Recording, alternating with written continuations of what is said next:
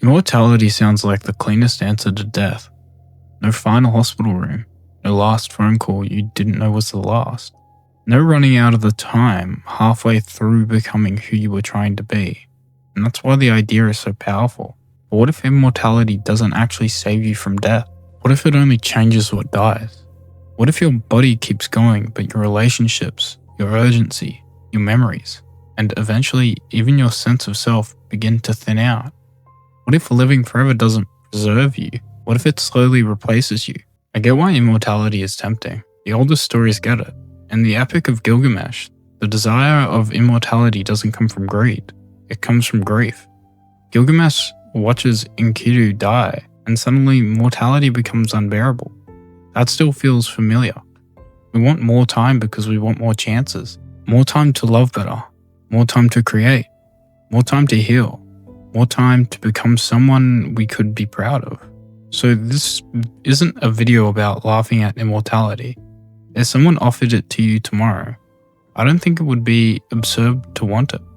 The question is what that gift would actually become. Because the first problem is not boredom, it's grief. If you live forever and everyone else doesn't, then every person you love becomes temporary. Your parents, your friends, your partner, your children. Every generation arrives already marked for loss. And at first, maybe you could carry it. Maybe you could lose someone, grieve them, keep going, and still choose to love again. But what happens after your 10th funeral, your 15th, your 100th? At some point, grief stops being an event and becomes more of a pattern. You would meet people already knowing where it ends. Every friendship becomes temporary. Every love becomes temporary. Every person you care about becomes someone you are waiting to lose. And maybe you keep attaching and keep breaking. Or maybe to survive it, you stop attaching in the same way. It's not just that you would outlive everyone you love. It's that immortality might slowly train you to protect yourself from love in the first place. And once that happens, what exactly is being saved? Then there's time itself. We usually think more time means more freedom. And in some ways it would. If you had forever, you could learn every language, travel anywhere, read every book, master every instrument, fix your mistakes, become 100 different versions of yourself, but there's strange danger inside that. If you had forever, you could apologize later, travel later, start writing later, say I love you later, change your life later. And if everything important can always happen later, and something subtle starts to disappear, the pressure that gives choice their weight. A mortal life is shaped by a closing window. That can be terrifying, but it also forces things to matter. It makes you choose. It makes you act. It makes certain moments feel like they are asking something from you. An immortal life feels open, yes, but it also becomes frictionless, flat, full of endless postponement. Because if you have forever, nothing has to matter today. That changes beauty too. I don't think beautiful things only matter because they end. That would be too simple. Mountains would still look beautiful. Music would still be beautiful. Love would still be beautiful. But endings change the way beauty hits us. A sunset matters partly because it disappears. A conversation matters because it might not happen again. A life matters because it can be lost. The fact that something is temporary gives its edge. It makes you pay attention. It makes the moments feel like something you can miss. But if you have infinite time, what happens to that feeling? A sunset you can always see tomorrow is still a sunset. But maybe it stops pressing on you in the same way. A place you can visit any century may stop feeling urgent. A song you can hear forever may slowly lose its first magic. Not because beauty is fake, but because repetition can flatten intensity. Immortality might not destroy beauty, but it might slowly remove the feeling that beauty is asking you to be present. And even if that still isn't the deepest problem is identity. A lot of what makes you, you, is not just your body. It's your memories, your values, relationships, your fears, your sense of where you came from, the stories you tell yourself about your life. So imagine 10,000 years. Do you still remember your mother's voice as something living inside you, or only as a fact? Do you still feel your childhood from the inside? Or has it become something you know happened, but no longer feel connected to? Do you still remember your first home, your first friend, the person you were before the world changed you? Over enough time, even the most important memories might start to fade.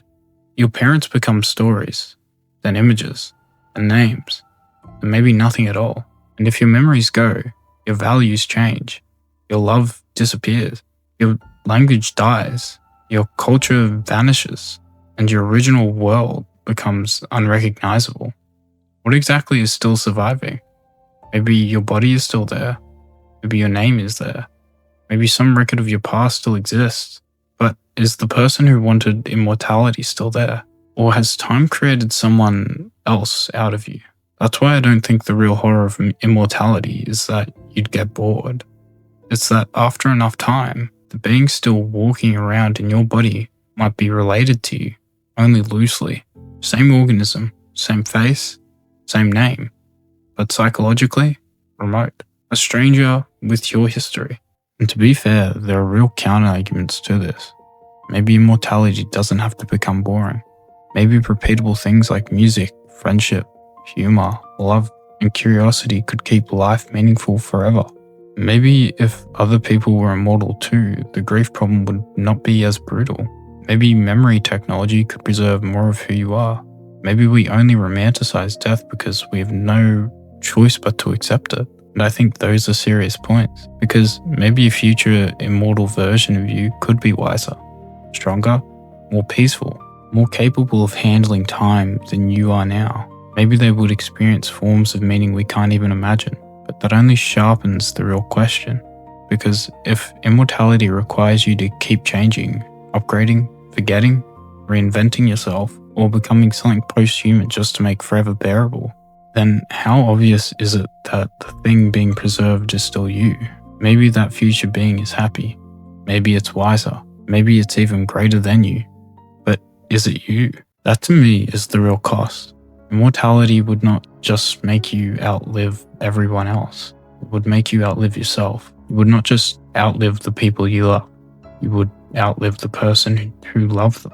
And maybe that means death is not only what takes life away. Maybe it also is what gives it life its outline, its urgency, its tenderness, its shape. Maybe the reason moments matter is not because they are weak, but because they are vulnerable. Maybe the reason love matters is not despite the fact that it can be lost, but partly because it can. So if you were offered forever, I don't think the real question would be, do you want to live?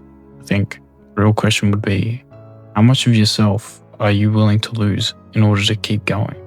Because immortality might not be the opposite of death. It might be death stretched across time, not the death of the body, but the slow disappearance of the self. So would you take immortality if there was a real chance that one day the being still alive wouldn't really feel like you anymore? At what point does living forever stop being your survival?